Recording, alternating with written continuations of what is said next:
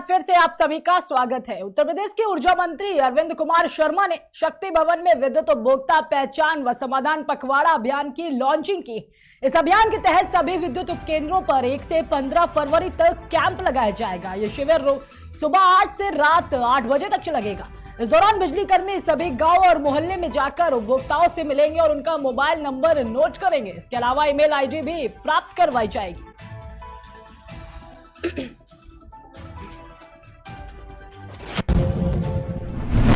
खबर सहरसा से है, जहां सहरसा जिला बीते 24 जनवरी को सदर थाना क्षेत्र के रिफ्यूजी चौक स्थित काली मंदिर के पीछे बेखौफ अपराधियों ने दिन दहाड़े घर के दरवाजे के समीप खड़े ठेकेदार के सिर पर गोली मारकर गंभीर रूप से घायल कर दिया। वही घटना के बाद पीड़ित को आनंद फानन में निजी अस्पताल में भर्ती कराया गया है, जहां चिकित्सकों ने बेहतर इलाज के लिए पटना रेफर कर दिया। वहीं अपराधियों द्वारा गोली मारने की घटना पास में लगे सीसीटीवी में कैद हो गई। इधर घटना के बाद सीसीटीवी फुटेज और वैज्ञानिक अनुसंधान के द्वारा पुलिस लगातार छापेमारी करते हुए 4 अपराधियों को गिरफ्तार की। पुलिस ने अपराधियों के पास से 2 देशी कट्टा, 5 कारतूस और 3 मोबाइल फोन भी बरामद किया है। वही पूरे मामले पर एसपी लिपि सिंह ने जानकारी देते हुए बताया कि आपसी विवाद में घटना को अंजाम दिया गया था। फिलहाल आगे और भी अनुसंधान किए जा रहे हैं।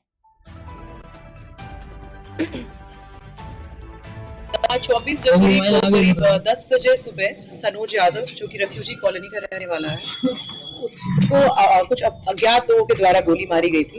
एसआईटी का गठन किया गया। एसआईटी में सर्कल इंस्पेक्टर सदर, थानाध्यक्ष सदर एवं टेक्निकल सेल और पुलिस पदाधिकारीगण थे। इस घटना का सफल उद्भेदन किया गया है। इसमें शामिल 4 व्यक्तियों को पुलिस ने गिरफ्तार किया गया है, जिसमें से एक रघु कुमार है, एक रितेश यादव है, प्रिंस कुमार है और आशीष चक्रवर्ती है। घटना के तुरंत बाद एक हथियार ये लोग वहीं छोड़ करके चले गए थे। जब छापेमारी की गई तब इन दोनों के पास, इन चारों के पास से 2 देसी कट्टा, 5 राउंड गोली लाइव और 3 मोबाइल फोन बरामद किया गया है। गोली मारने का कारण इन लोगों के बीच में आपसी विवाद काफी समय से चल रहा था। बाकी और अन्य जो बिंदु है उस पर भी जांच जारी है। इसमें हो सकता है कुछ और लोग भी शामिल हो, तो उस पूरी जांच पुलिस कर रही है। मारने वाले ये बालिग है या नाबालिग है? ये सारे बालिग हैं। ये लोग कहाँ के रहने वाले हैं और क्या अपराधी के इतिहास भी रहा है? वो खंगाला जा रहा है। इसमें से 3 तो सरसा के ही और 1 दरभंगा का है। खबर मुजफ्फरपुर जिले के कुड़नी प्रखंड से है, जहां सिवदनिया नूर निवासी रीना देवी की अचानक मौत की घटना ने पूरे ग्रामीणों के दिल को झकझोर करके रख दिया। वहीं मृतका के ज्येष्ठ ने बताया कि घर के पास खेत में गई, अचानक से सीने में दर्द महसूस होने के कारण घर आ गई थी। ग्रामीण चिकित्सक को तुरंत बुलवाया गया, जहां ग्रामीण चिकित्सक ने बिगड़ते हालात को देखते हुए मुजफ्फरपुर जाने की सलाह दी। वहीं आनंद फानन में गाड़ी प्रबंध किए जाने के बाद अस्पताल ले जाने की प्रक्रिया के क्रम में ही उसकी मौत हो गई। मृतका का उम्र लगभग 30 से 35 के करीब बताई जा रही है। सूचना मिलते ही तुरंत गाड़ी का व्यवस्था करके मुजफ्फरपुर इलाज करवाने के लिए भेजने ही वाला था कि अचानक उसकी मौत हो गई। मृतका के पति जासर सहनी गुवाहाटी में काम करते हैं, जिन्हें सूचना दी गई है और मृतका के परिजनों को उचित लाभ दिलवाने का हर संभव प्रयास भी किया जा रहा है। कैसे मरी है वो? तो हमने पता नहीं था, तो हमको फोन किया जो चिड़िया थे मुजफ्फरपुर लेकर जाएंगे।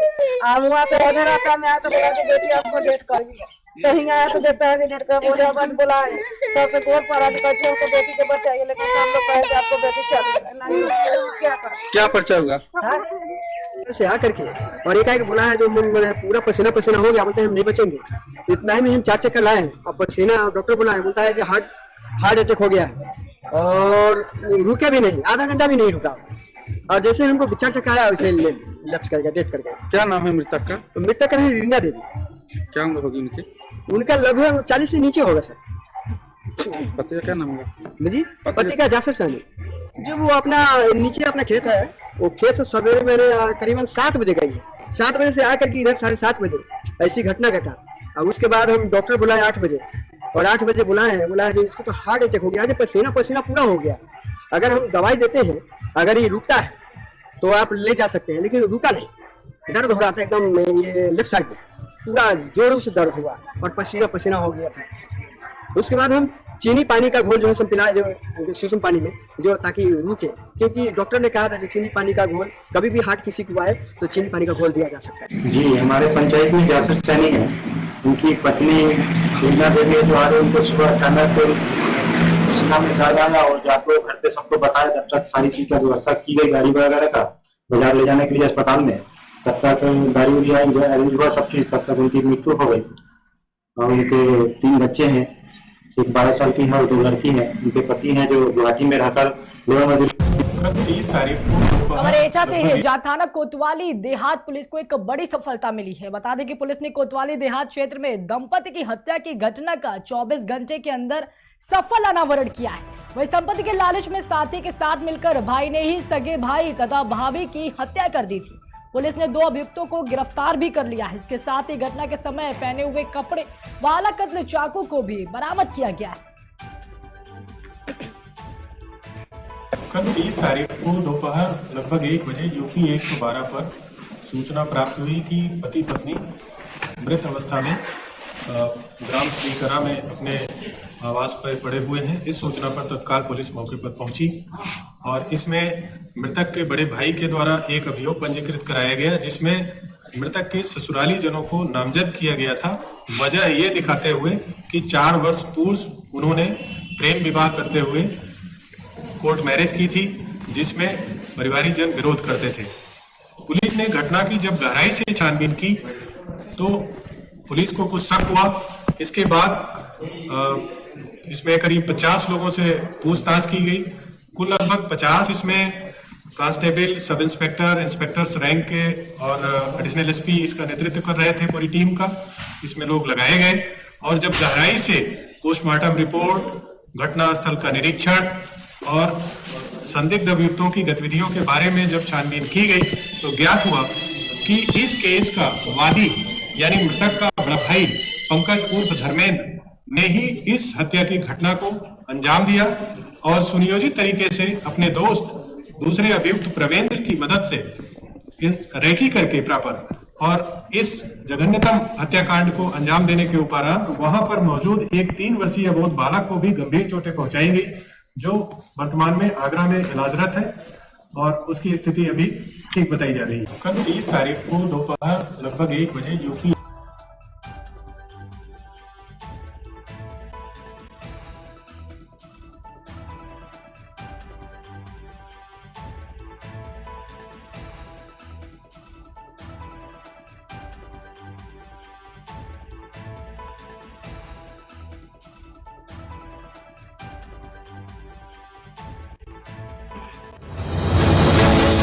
वहीं मुजफ्फरपुर से एक बड़ी खबर सामने आ रही है, जहां देश के चौथे स्तंभ पर हमला किया गया है। बता दें कि इंदिरा दैनिक के पत्रकार पर दिन दहाड़े गोलियां चला दी गई।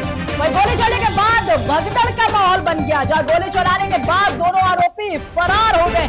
पुलिस ने घटनास्थल से 2 गोली के खोखे भी बरामद किए हैं। मुजफ्फरपुर जिले के कटना थाना क्षेत्र का यह पूरा मामला बताया जा रहा है। मुजफ्फरपुर से एक बड़ी और अहम खबर सामने आ रही है, जहां देश के चौथे स्तंभ पर हमला किया गया है। बता दें कि हिंदी दैनिक के पत्रकार पर दिन दहाड़े गोली चला दी गई है, जहां गोली चलने के बाद भगदड़ का माहौल बना हुआ है। वही गोली चलाने के बाद दोनों आरोपी फरार हो गए हैं। पुलिस ने घटनास्थल से 2 गोली के खोखे भी बरामद किए हैं। यह पूरी घटना मुजफ्फरपुर जिले के कटना थाना क्षेत्र की बताई जा रही है।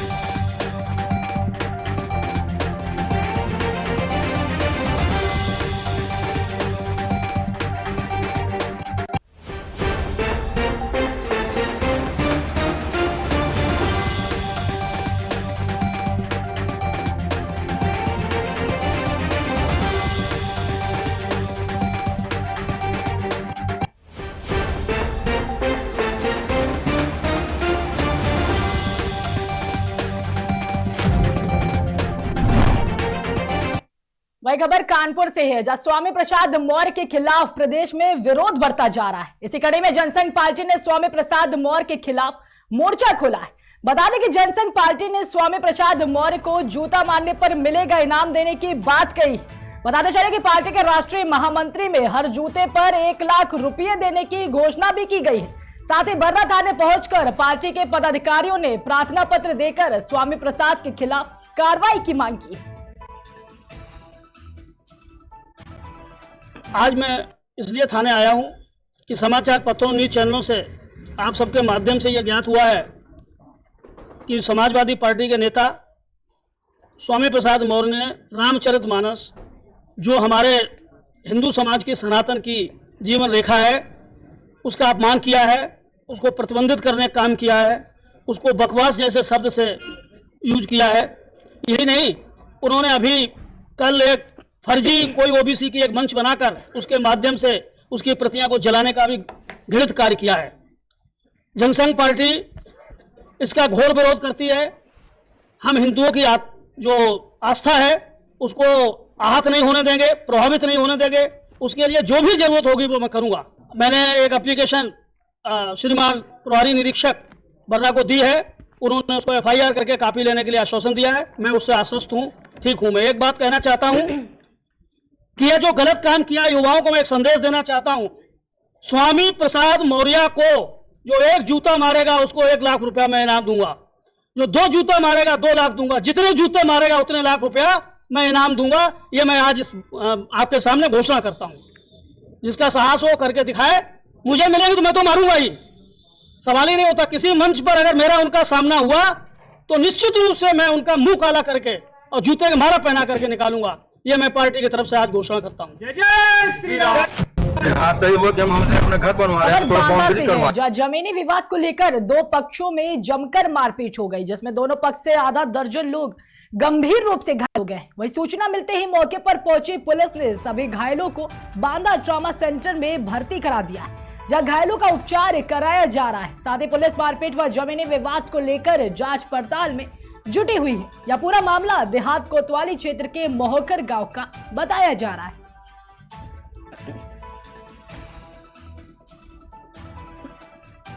हाथ सही हुआ कि हम अपना घर बनवा रहे हैं, तो थोड़ा बाउंड्री करवाया है 6 फुट ऊंची, मतलब आगे की दीवार कच्ची है, जो गिर जाएगी बरसात में तो हमको हमारा पूरा घर खुला हो जाएगा। बाल बच्चेदार आदमी है, हमने सोचा कि इसको बनवा लिया जाए। तो ये लोग जो है तो 6 लोग आए हैं, 4 लोग मुंह बांधे थे। हमारा जो है तो जो मटेरियल का पैसा रखा था 60-70 हजार रुपए वो ले गए हैं। जो 4 लोग मुंह बांधे, इनका नाम है कल्लू और बज्जू। 6 लोगों ने मारा। 6 लोगों ने मारा। हमने किसी को नहीं मारा। नहीं, आपको कितने लोगों को मारा? ये हमको जो है तो 4 लोगों को उन्होंने मारा। क्या नाम है? उनका नाम है जो है तो मेरी मैडम घर वाली का नाम है रितु गुप्ता, तुम्हारा? मेरा नाम है दुर्गेश गुप्ता, माँ का नाम है प्रेम सुधा, पिताजी का नाम है हरिशंकर। 4 लोग घायल हुए। 4 लोग हम घायल हैं। पुलिस में कंप्लेंट किया है? पुलिस में आए हैं, लेके आई है। हाँ, पुलिस हमको लेके आई है महोकर से। मतलब जमीनी विवाद है क्या? जमीनी विवाद। किसने मारा आपको? कांति मोहन। क्यों, काहे को मारा है? घर बनवा रहे थे तो हमको मारा था। भाई लोगों ने मिलकर मारा है? ये 3-4 लोग मिलकर मारा। काहे से मारे हैं आपको? ईटा से मारा है और पकड़ के दर मारा है, मार के मार के कुछ दर्द हो गए। आपकी तरफ से कितने लोग घायल हुए हैं? हमारी तरफ से मैं घायल हूँ अकेले। हाथ सही हुआ कि हम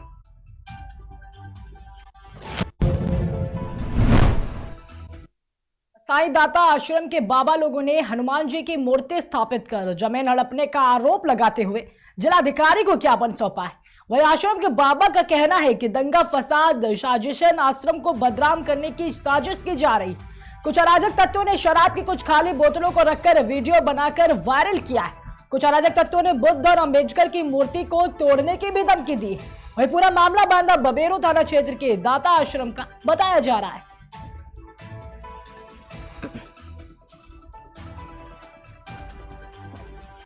दाता मोहन ट्रस्ट है, उसका मैं मुख्य ट्रस्टी हूँ।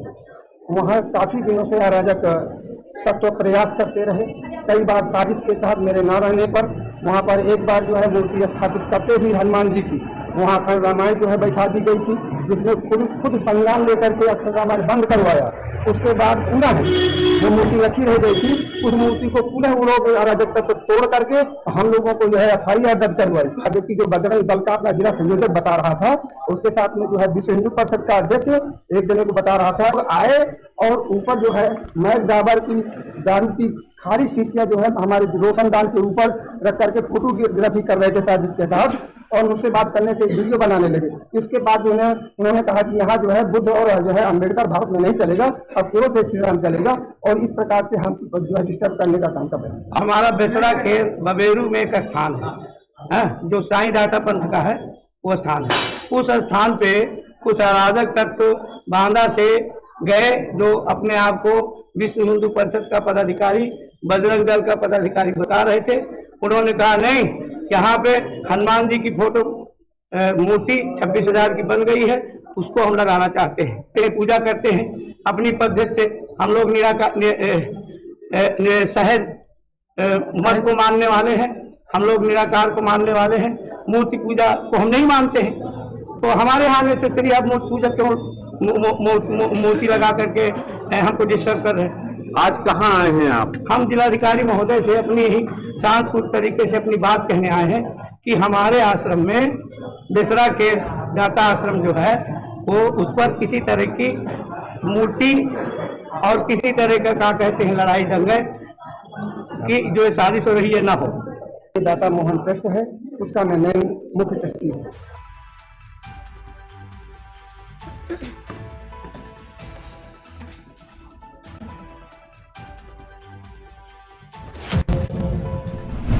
खबर बांदा से है, जहां ग्रामीणों ने जिलाधिकारी कार्यालय पहुंचकर अपर जिलाधिकारी को शिकायती पत्र सौंपा है। बता दें कि शिकायती पत्र के माध्यम से ग्रामीणों ने प्रधान और ग्राम पंचायत सचिव पर गंभीर आरोप लगाए।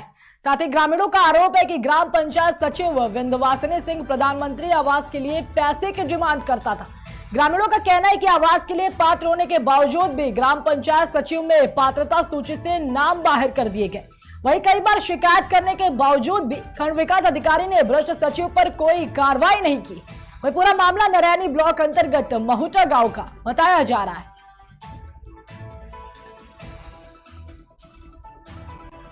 आवास सूची में नामांकित था और मुझे आपात कर दिया गया है। मैं पैर से विकलांग भी हूँ और मेरा कच्चा मकान झोपड़ीदार है। मैं परिवार से अलग बंटवारा करके रह रहा हूँ, घर के बच्चे वाला हूँ और मुझे आवास नहीं दिया जा रहा है। कारण क्या है? कारण पैसा मांग रहे हैं, 20 से 25 हजार रुपए तक की मांग की है। पैसा दिया जाएगा तो आपको आवास दिया जाएगा। पास है अपने? बिल्कुल मैं पास हूँ। मेरे पास बाइक नहीं है, ना मोटरसाइकिल, मेरे पास कुछ भी नहीं है। किसके पास आए थे? यहाँ आए थे डीएम मैडम के पास। डीएम मैडम न मिल पाने के कारण एडीएम साहब बैठे थे। उनसे हमने ये कहा कि हमारी आवास दिया जाए। मैं गरीब व्यक्ति हूँ। गाँव में जो पात्र व्यक्ति हैं उनके प्रधानमंत्री आवास सूची में नाम दर्ज है, लेकिन उनके नाम से काट दिए गए थे। काट करके जो चाहते हैं या तो जिनसे पैसा प्राप्त किया हम लोगों ने, सचिव ने, सचिव ने, उनको आवास दिया जा रहा है। भाई ना तो उनको बुलाया जाता मौके में कि आप किस कारण से पात्र किए जा रहे हैं, जानकारी बताना चाहिए। मतलब पैसे के लिए आवास का था, पैसे के लिए आवास जिससे मतलब गाँवदारी के विरोध दान में रहते हैं तो पैसे में कोई डिमांड मांगी गई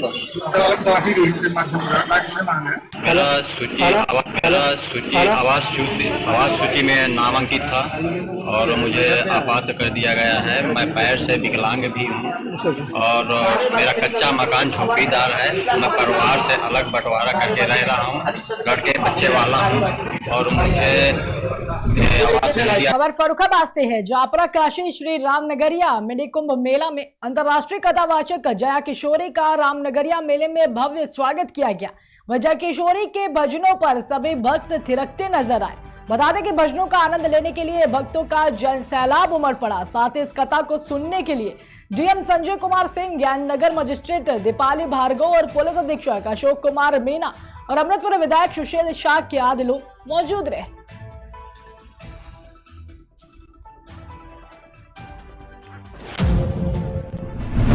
खबर सिद्धार्थनगर से है, जहां डुमरियागंज में मौर्य समाज के द्वारा स्वामी प्रसाद मौर्य की शव यात्रा निकालकर नाराजगी देखने को मिली। बता दें कि समाजवादी पार्टी के नेता स्वामी प्रसाद मौर्य द्वारा रामचरितमानस को लेकर किए गए विवादित बयान पर संत समाज के साथ तमाम हिंदू संगठनों में भी काफी रोष देखा जा रहा है। स्वामी प्रसाद मौर्य के विवादित बयान के बाद संत समाज और तमाम संगठन इसका विरोध करने लगे हैं, जिसको लेकर मौर्य सम्मान वाहिनी के प्रदेश अध्यक्ष चंद्रिका के नेतृत्व में स्वामी प्रसाद मौर्य की शव यात्रा निकालकर नाराजगी व्यक्त की।